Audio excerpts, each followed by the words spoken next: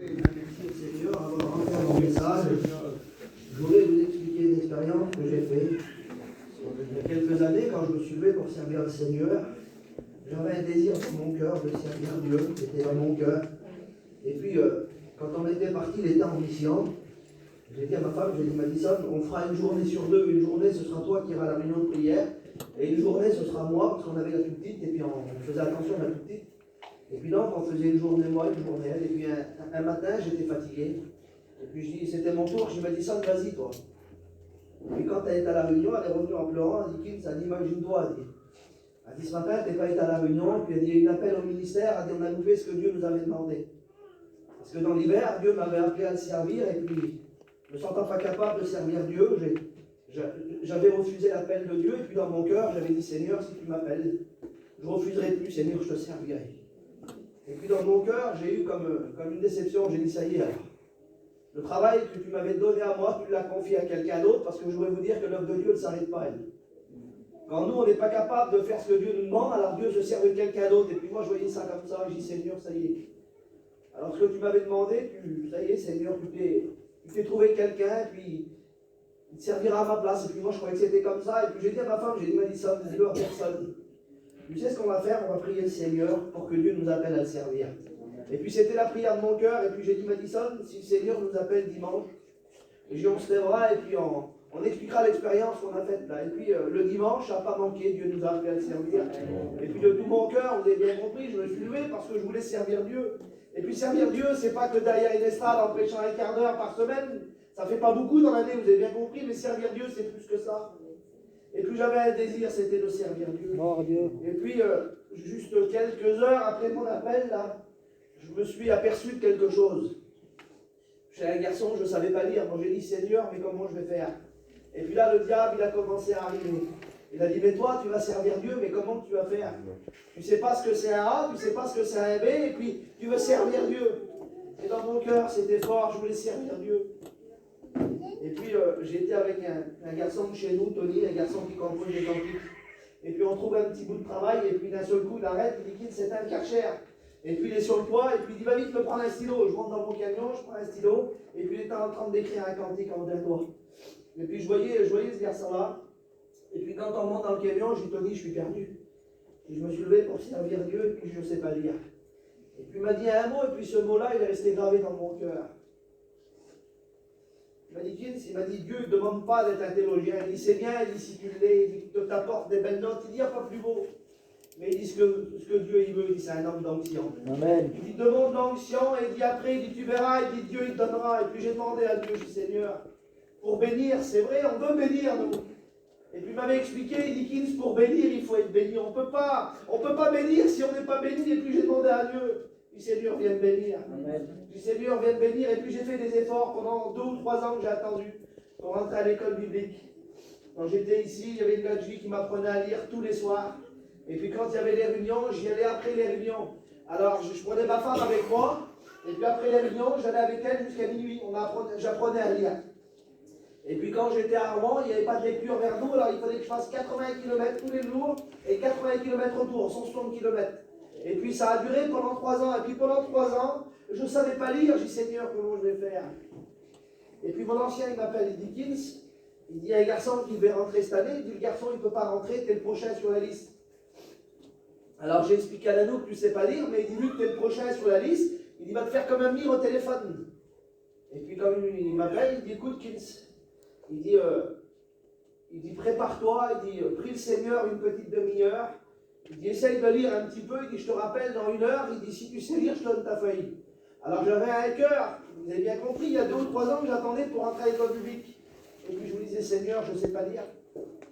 Et puis je me prends ma douche, et puis je commence à prier le Seigneur avec ma femme.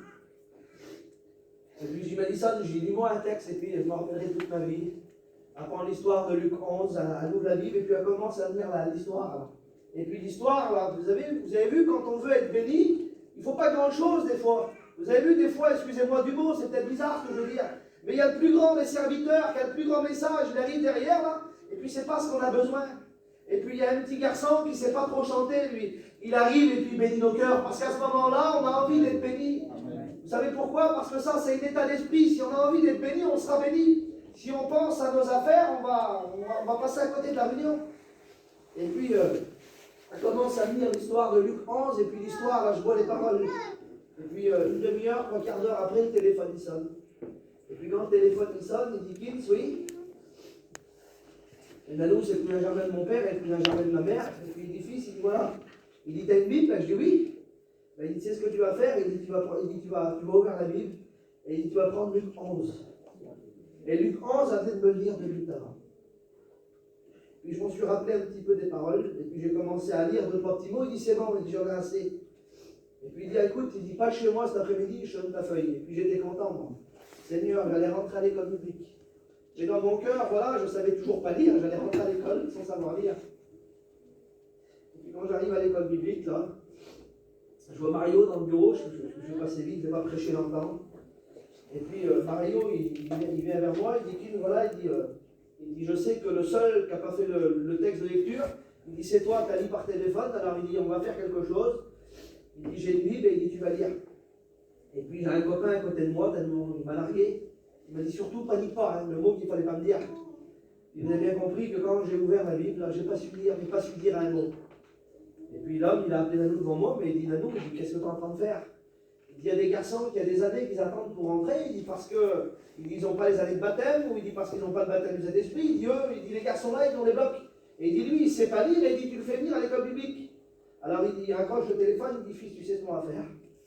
Il dit on ne va pas te faire partir, il dit parce que tu es là, mais il dit on va te demander juste quelque chose. Il dit c'est de te mettre au fond de l'église. Il dit pour pas que les anciennes font lire. Et puis je dis oui. Je dis d'accord, et puis j'étais un petit peu déçu dans mon cœur. Et ça, je me rappellerai toute ma vie, c'était le vendredi. Et puis le samedi, les garçons, on allait choisir notre place. On allait choisir notre place dans les classes, et puis on était une équipe de copains, on était 5 ou 6 copains.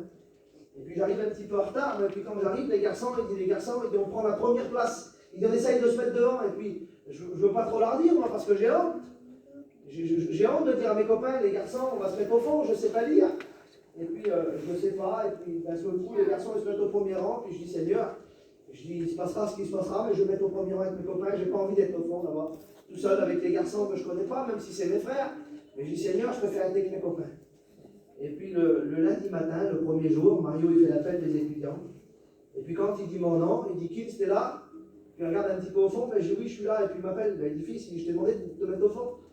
Et je dis mon nom, je dis à tous mes copains qui sont là, ben, il dit tu prendras tes responsabilités, ben, je dis d'accord. Et puis je me rappellerai toute ma vie, c'est que le premier matin, c'était Balo qui nous a fait le cours. Et puis le premier après-midi, c'était Jimmy. Et puis comme Jimmy arrive dans le cours, il n'y a pas un mot, il n'y a pas une syllabe, on écoute les mouches, on n'écoute pas une mouche voler. Et puis d'un seul coup, je m'en souviendrai toute ma vie, il commence du côté droit là-bas. Il commence à faire lire les garçons, et puis ça arrive autour du garçon à côté de moi. Et puis, Seigneur, je commence à parler. Et puis pourquoi je vous dis ça? Parce que tout à l'heure, je vous ai cité un texte. Est-ce que vous voulez voir la gloire de Dieu? Amen. Ben, si tu crois, tu verras la gloire de Dieu. Et puis dans mon cœur, j'ai commencé à prier, j'ai dit Seigneur, je veux voir ta gloire. Et puis comme mon petit copain qui prêchait, il disait, là, j'ai dit Seigneur, après c'est à mon tour, j'ai dit comment je vais faire? On était 120, j'ai dit les 120, comment ils vont se moquer de moi? J'ai dit comment sur le terrain, ça va parler de moi, ils vont dire, ben, le garçon il est là, il ne sait pas lire. Et puis Julie m'a dit fils, il m'a dit tu prendras le texte comme ça, et puis dis-le. Et puis les deux jambes, vous avez bien compris, qui se claquaient ensemble, j'ai dit Seigneur, comment je vais faire?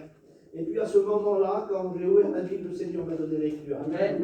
Amen. Alors pourquoi je vous dis ça? Parce que des fois, on croit qu'on arrive au bout, là. On se dit Seigneur, mais il y a combien de temps que j'attends ta bénédiction? Et puis, elle n'arrive pas, Seigneur. Vous savez, c'est pas parce que Dieu ne te l'a pas donné qu'il ne te la donnera pas. Vous savez pourquoi il ne vous l'a pas donné? Parce que peut-être que c'est certainement pas le moment. Mais le moment viendra, merci Seigneur. Moi, j'en suis convaincu que si tu as demandé des choses à Dieu, parce que tu es là, parce que tu es venu, parce que tu as fait l'effort. Vous savez, l'église, elle est belle, merci Seigneur. Mais quand on est parti, le lieu, il est vide, là. Parce que la Bible, elle dit qu'on est le temple du Saint-Esprit. Quand on s'en va, eh bien, il part avec nous. Et pourquoi aujourd'hui, le jour est particulier? Parce qu'on est là. Et parce qu'on est là, alors il s'est déplacé. Et parce qu'il s'est déplacé, alors il peut se passer quelque chose pour nos cœurs. Et puis je voudrais qu'on rentre dans le message. Je ne vais pas prêcher longtemps. J'avais préparé un petit message depuis quelques jours. Et puis je voudrais qu'on voit ensemble. J'ai mis ça. J'ai mis un jour, du haut de son ciel, Dieu va commencer à avoir un désir. Et puis, dans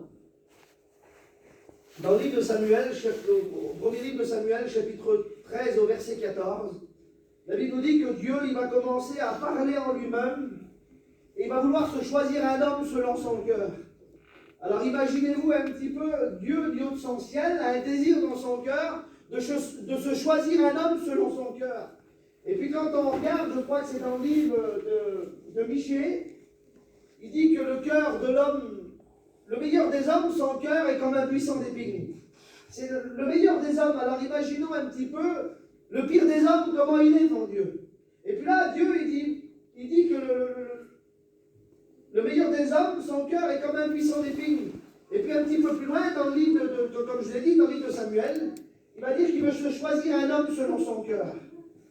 Et puis je ne sais pas, mais je ne voudrais pas avoir cette prétention-là de dire Seigneur, moi je suis l'homme selon ton cœur. Et puis peut-être que Dieu a essayé de chercher un petit peu sur la surface de la terre.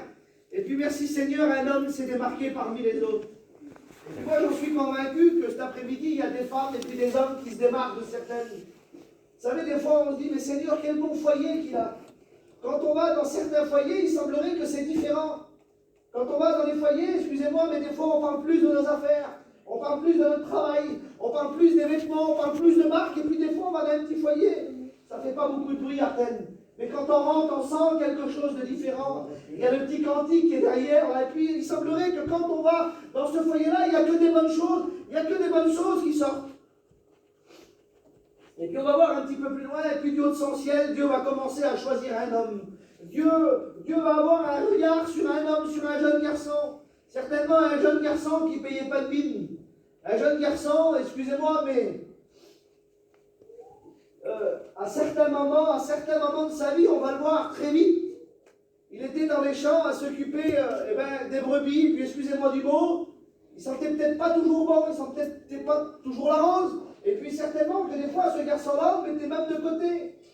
Et puis vous savez, il y a un verset de la Bible qui dit ça, il dit si on veut plaire à Dieu, qu'est-ce qu'il faut faire? Il faut déplaire au monde, on ne peut pas plaire aux deux. Et puis c'est ce qu'il faisait en réalité, il s'occupait de ses petites brebis parce que son père lui avait demandé. C'était un travail qu'il avait à cœur, et puis un jour, Dieu va appeler un autre homme. Il va appeler Samuel. Et puis il va commencer à avoir une discussion avec Samuel. Il va dire Samuel, voilà, il va dire dans un pays, il y a un jeune garçon que je me suis choisi, puis ce garçon-là, il faut que tu ailles chez lui, et puis tu feras quelque chose quand je te le dirai. Tu feras passer certains fils, et puis quand je te dirai que c'est celui-là qu'il faut que tu aimes pour moi, alors tu prendras la corne d'huile, tu la verseras sur sa tête, et puis tu prieras pour lui, et puis cet homme-là deviendra un homme de Dieu, ça deviendra un homme de Dieu à la suite. Et puis on va passer un petit peu vite dans le message, et puis la Bible nous dit qu'un jour, il va arriver dans la maison d'Ésaïe. Pas Isaïe le prophète, mais Isaïe le père de David, et puis il va commencer à avoir cette conversation, il va commencer à lui expliquer pourquoi il est là, pourquoi que Dieu l'a envoyé, parce que chez lui, il y a un fils qui est fidèle, il y a un fils qui est bon, et puis qui est selon le cœur de Dieu. Vous avez vu, des fois dans nos familles, on est là, et puis on se dit, Seigneur, quel homme que c'est celui-là. Quel homme de Dieu que c'est celui-là. Il arrive à se démarquer, parce que celui-là, il est béni, parce que celui-là, il passe du temps avec Dieu. Et puis on va voir un petit peu plus loin, la Bible nous dit qu'à un moment donné, ce qui devait se passer arriva, il va présenter tous ses fils. Et puis l'Éternel n'a pas parlé encore à Samuel. Et puis Samuel va dire un mot. Il va dire, reste là, tous tes fils. Et puis Ésaïe va dire, non, j'ai le plus jeune qui est dans les champs, il s'occupe des brebis. Et puis, voilà, lui, ce qu'il a voulu, c'est faire passer les fils les plus vaillants, peut-être les plus forts, peut-être même les plus beaux, peut-être. Mais la Bible, elle dit ça, elle dit que Dieu ne regarde pas à ce qui frappe aux yeux, mais il regarde au cœur. Et puis c'est ce que Dieu aime. Ce que Dieu aime, c'est un cœur qui est pour lui. C'est un cœur qui veut travailler pour Dieu. C'est un cœur qui aime Dieu. Et puis à un moment donné, quand David va arriver, la Bible nous dit que l'Éternel va lui parler. Et puis il va prendre la corne d'huile. Et puis à un moment donné, il va lui verser sur la tête, il va prier pour lui. Et puis il va dire ça. Il va dire que l'Esprit de l'Éternel le saisit dans ce jour et pour la suite. Et puis là, j'ai pensé un petit peu à ma vie, à moi, et puis à notre vie, à nous. J'ai dit, Seigneur, un jour, tu nous as choisis. Le Seigneur, un jour, nous a choisis, et puis automatiquement, on a passé, quand on a rencontré Dieu, on a passé par la nouvelle naissance. Et puis c'est un petit peu ça, il dit qu'il a été saisi pour ce jour et dans la suite. Et quand on a rencontré Jésus, excusez-moi, même si avec le temps, on devient rétrograde, on pense toujours à Jésus. On peut être dans n'importe quel endroit, vous savez. Il y a des garçons qui peuvent vous le dire, moi ça ne m'a jamais arrivé. Mais il y a des garçons qui ont été rétrogrades, et puis quand ils ont bu un verre, les sentiments ils reviennent, et automatiquement ils parlent de Jésus, parce qu'ils se rappellent de ce qu'ils aimaient, ils se rappellent du temps ancien, que quand ils étaient dans la présence de Dieu, là, que même leur petit verre d'alcool, même leur petite cigarette, eh ben ça ne les comble pas, parce que ce qui les comblait auparavant, c'était l'amour de Dieu. Et puis on va voir un petit peu plus loin, je vais passer vite. Quand il va être loin par cet homme-là, la Bible nous dit que quelques jours plus tard, un chapitre plus loin dans la parole de Dieu, la Bible nous dit qu'un géant va se dresser devant lui, ce géant qu'on connaît tous qui s'appelle Goliath. La Bible nous dit qu'il va se dresser devant l'armée d'Israël. Et puis quand il va se dresser devant l'armée d'Israël, il va commencer à insulter l'armée d'Israël. Et puis David, un jeune garçon, c'est pas un homme de guerre, c'est pas un homme de combat à ce moment-là. Mais voilà, il sert un Dieu. Il sert un Dieu fort et vrai, et puis il est convaincu que le Dieu qu'il sert, qu'il est vivant et vrai. Amen. Et puis à un moment donné, c'est ce que j'ai pensé, j'ai dit Seigneur. Alors il est loin, quelques jours plus tard, il y a un géant qui se dresse devant lui, puis je me suis dit Seigneur, ça nous ressemble encore un petit peu, Isaïe, à nous ça. J'ai dit Seigneur, quand on a passé par une nouvelle naissance, quand on a accepté de suivre Jésus, il y a un processus qui s'est mis en route, et puis il y a un ennemi qui veut notre perte. Tous les jours il est là, et puis il dit tu ne seras pas capable. Isaïe, tu veux servir Dieu? Combien de fois il a dû te dire que tu n'es pas capable? Franzi, combien de fois qu'il a dû venir à ton oreille de ton foyer et puis il a dû dire mais vous allez servir Dieu, mais vous ne pourrez pas servir Dieu. Mais quand Jésus met quelque chose dans un cœur, là, quelle bonté! Quelle bonté quand Dieu appelle quelqu'un et puis c'est ce qu'il va faire. Et puis Dieu nous appelle à aller plus loin. Et puis la Bible nous dit qu'il a terrassé le géant. Et puis c'est ce que vous avez fait les garçons. On a terrassé le géant. Et puis on est là. Si on est là, c'est qu'on a eu la victoire. Amen. Et puis à un moment donné, la Bible nous dit ça. J'ai marqué ça.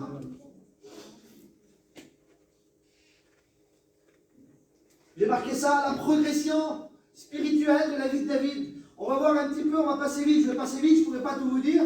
17 chapitres plus loin. La Bible nous dit que 17 chapitres plus loin,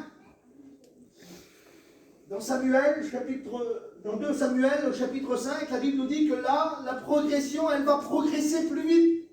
La Bible nous dit qu'il va être roi d'Israël. Imaginez-vous un petit peu un homme comme ça. Si on avait dit à son père quelques années avant, tu verras Isaïe, on va appeler, Dieu est venu vers moi et puis il m'a appelé à quelque chose, il m'a appelé à être ton garçon. Et puis tu verras, ton garçon, dans quelques années, ce sera le roi. Il va régner sur tout le peuple, là. Certainement qu'il ne l'aurait pas cru, Arden. Certainement qu'il ne l'aurait pas cru, mais voilà, Dieu avait choisi cet homme-là. Et puis Dieu nous a choisis. Dieu ne nous a peut-être pas choisi, excusez-moi, à être président de la République. Hein. Dieu ne nous a pas appelés à être tous des serviteurs de Dieu, mais Dieu nous a appelés à une mission. Dieu nous a appelés à quelque chose. Et puis là, quand on voit dans la parole, à un moment donné, on va voir quelque chose. C'est que la progression de David s'est faite. Et puis, tout à l'heure, quand je suis rentré, j'ai lu un texte. J'ai lu un texte dans la parole de Dieu, et puis je voudrais vous le lire. C'est dans 1 Corinthiens 15, 1 Corinthiens 10, je crois. 1 Corinthiens 10, au verset 12. Il va dire ainsi donc que celui qui croit être debout ne prend garde de ne point tomber. Et puis tout à l'heure, j'ai dit ça, j'ai dit Seigneur, c'est vrai, aujourd'hui on est debout. Merci Seigneur, on a la grâce d'être dans la maison. On est là, on est tous des chrétiens ensemble, parce qu'avant on était serviteurs de Dieu, vous avez bien compris, on a une vie chrétienne à côté de ça. On a une vie chrétienne, on est des chrétiens à part entière, et puis il dit, vous qui êtes debout, prenez garde de ne point tomber. Et puis il y a quelques années à l'arrière, il y a 2 ou 3 ans, j'étais en Savoie, et puis orage, et puis tempête de grêle, et puis j'ai le camping, les 3 panneaux, donc le panneau de devant, le panneau de devant du camping où il y avait, le derrière du camping, et puis l'autre derrière du camping mort. Et puis quand je fais passer l'espère il vient. Et pourquoi je vous dis ça? Prenons garde de ne pas tomber, frères et sœurs. Parce que des fois, on tombe dans les petits travers, c'est pas méchant. C'est pas grand chose, des fois on n'a peut-être même pas fait attention. Et puis quand l'espère il passe, il dit voilà, il dit monsieur, il dit votre caravane, oui. Ben, j'ai dit monsieur, il y a le toit, et puis il y a les 3 panneaux, d'accord. Et puis devant il y avait une bosse, mais qui n'avait rien à voir avec les grêles. Et puis mon beau-père, il passe avec moi. Et puis, d'un seul coup, donc je parle un petit peu avec l'espère, je dis monsieur, j'ai les 3 côtés, et puis le toit, d'accord. Et puis quand je m'en vais, moi je suis pas au courant, mon père il dit monsieur, il dit le petit jeune, il n'a pas voulu vous le dire, mais la bosse, il dit elle provient des grêles.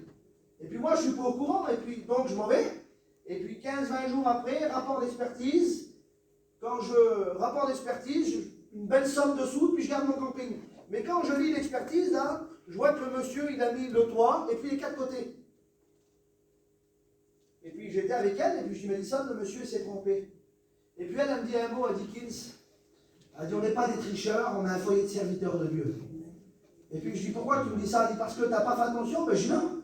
Ben, tu ne vois pas que le monsieur s'est trompé sur le rapport d'expertise. Et donc je relis le contrat, et puis je vois effectivement que le monsieur s'est trompé. Donc je rappelle l'assurance. Et puis je dis, voilà monsieur, j'ai un petit problème. Ben, il dit, qu'est-ce qui se passe? Ben, je dis, monsieur, voilà, je dis, vous m'avez fait un rapport d'expertise.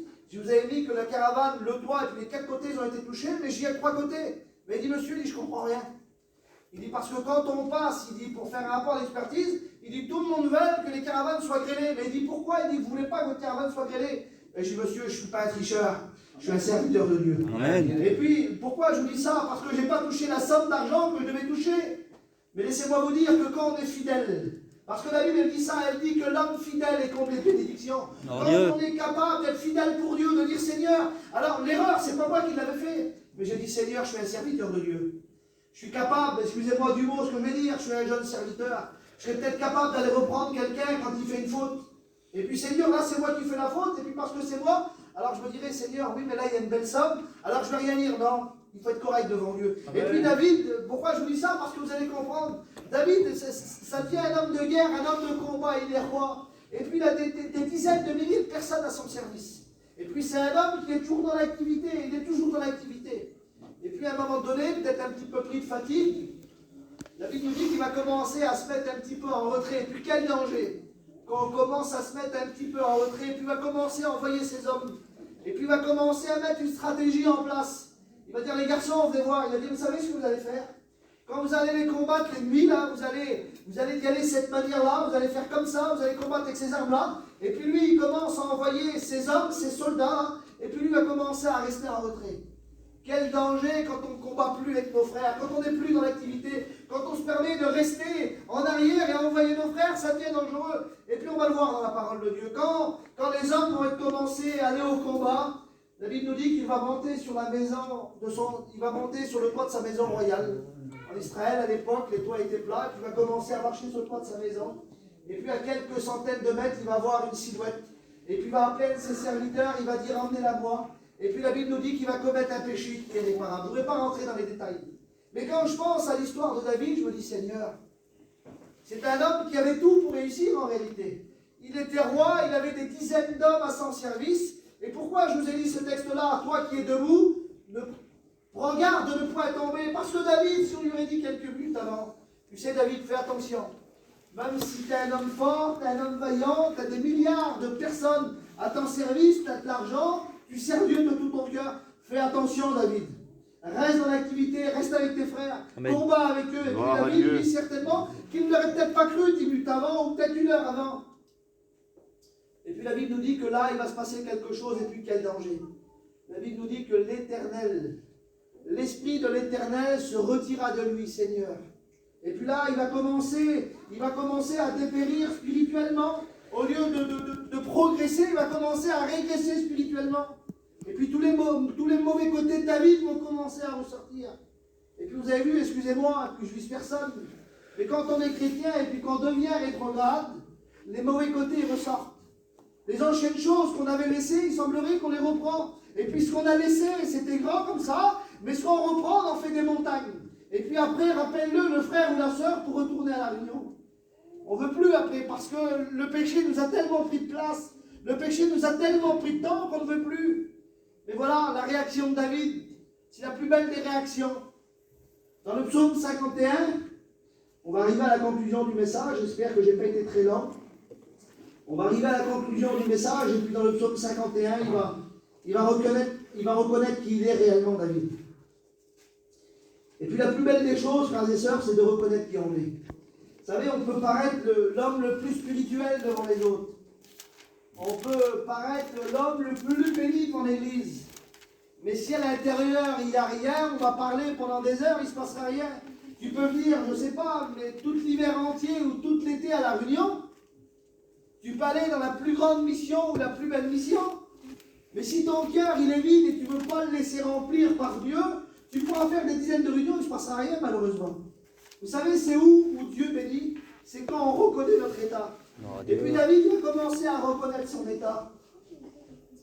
Et puis au chapitre 51 des psaumes, au verset 8, il va commencer à rentrer en lui-même. Et puis il va commencer à adresser une prière à Dieu. Et puis il va lui dire ce mot-là. Il va dire, tu veux que la vérité soit au fond du cœur. Parce que David va reconnaître quelque chose. Il va reconnaître que pour récupérer ce qu'il a perdu, parce qu'il a perdu plein de choses. Il a perdu toutes les bonnes valeurs que Dieu lui avait données. Et puis là, il a tout perdu, alors il va comprendre quelque chose. Il va comprendre que pour retrouver les valeurs qu'il a perdues, la première chose, c'est d'être vrai. Amen. Je vais vous poser une question cet après-midi. Est-ce que vous êtes vrai avec Jésus? Gloire à Dieu. Gloire à Dieu. Si on est vrai avec Jésus, Jésus nous donne. Mais vous savez, si on veut prendre un petit peu de Jésus, puis on veut prendre un petit peu, excusez-moi, mais on ne parle pas de péché, mais on veut prendre un petit peu du monde. On veut prendre un petit peu de Jésus, on veut prendre un petit peu du monde. Vous savez, des fois, il y a la réunion et puis on préfère, pas l'après-midi, parce que. Mais le soir, des fois, on a un beau match de ballon, ou on a un beau film à la télé, alors on préfère rester un petit peu chez nous. Il semblerait qu'on est mieux. Il semblerait qu'on est mieux chez nous qu'à la réunion. Mais un chrétien, frères et sœurs, il est mieux à la réunion que n'importe où. Et puis à un moment donné, il va dire ça, il va dire tu veux que la vérité soit au fond du cœur, et puis il va être vrai. Et puis il va reconnaître son état, et puis un petit peu plus loin, au verset 12, il va dire oh Dieu, crée en moi un cœur pur. Parce qu'il reconnaît qu'il a perdu plein de choses, son cœur était pour Dieu. Son cœur, il était abandonnant des choses de Dieu, et puis là, il semblerait que son cœur était abandonnant des choses du monde. Et puis il va dire quelque chose. Il va dire Seigneur, crée en moi un cœur pur. Ben oui, parce qu'il a perdu plein de choses. Alors dans son cœur, il veut retrouver tout ce qu'il a perdu. Et puis un petit peu plus loin, ça peut aller très loin, des fois, la décadence spirituelle. Et puis il va dire ça, il va dire Seigneur, il va dire redonne-moi la joie de mon salut. Seigneur, combien de choses de perdu. Seigneur, il a tout perdu en réalité, David. Mais vous savez ce qui a fait la différence? Parce que David redevient un homme béni. Vous avez bien compris, on ne peut pas rester sur un point négatif. David redevient ce qu'il était en réalité, parce que, comme je l'ai dit tout à l'heure, Dieu est rempli d'amour. Dieu aime ses enfants, et puis malheureusement, excusez-moi, même si des fois on déplaît à Dieu, même si des fois on a fait du mal à Dieu, mais parce que Dieu est rempli d'amour, alors Dieu est capable de nous redonner ce qu'on a perdu. Amen. Vous savez, je vois Jérémie, je le prends comme exemple, excuse-moi Jérémie de te prendre exemple, mais il y a quelques mois à l'arrière, c'était plus un chrétien Jérémie. Et puis le livre d'Habacuc dit ça, il va dire je ferai une heure vos jours, que si je vous la raconterai, vous n'y croirez pas. Je ne sais pas, mais s'il y a quelques mois, on aurait été vers Jérémie, et puis Jérémie, tu verras, tu passeras par quelque chose. Ben dis voir, qu'est-ce qui va se passer? Tu verras, tu vas être sur un arbre à 15 mètres d'auteur, et puis tu vas commencer à avoir mal au cœur. Et puis à cause de ça, eh ben, tu feras prier pour toi, et puis tu reviendras à Dieu. Peut-être qu'il n'aurait pas cru ça. Peut-être que tu n'aurais pas cru d'être à la réunion cet après-midi, peut-être que tu avais des choses à faire. Peut-être que même tout petit, tu te dis Seigneur, j'aurais jamais cru d'avoir un foyer comme ça. J'aurais jamais cru d'être appelé à servir Dieu. J'aurais jamais cru d'être un diacre et puis de servir dans l'église.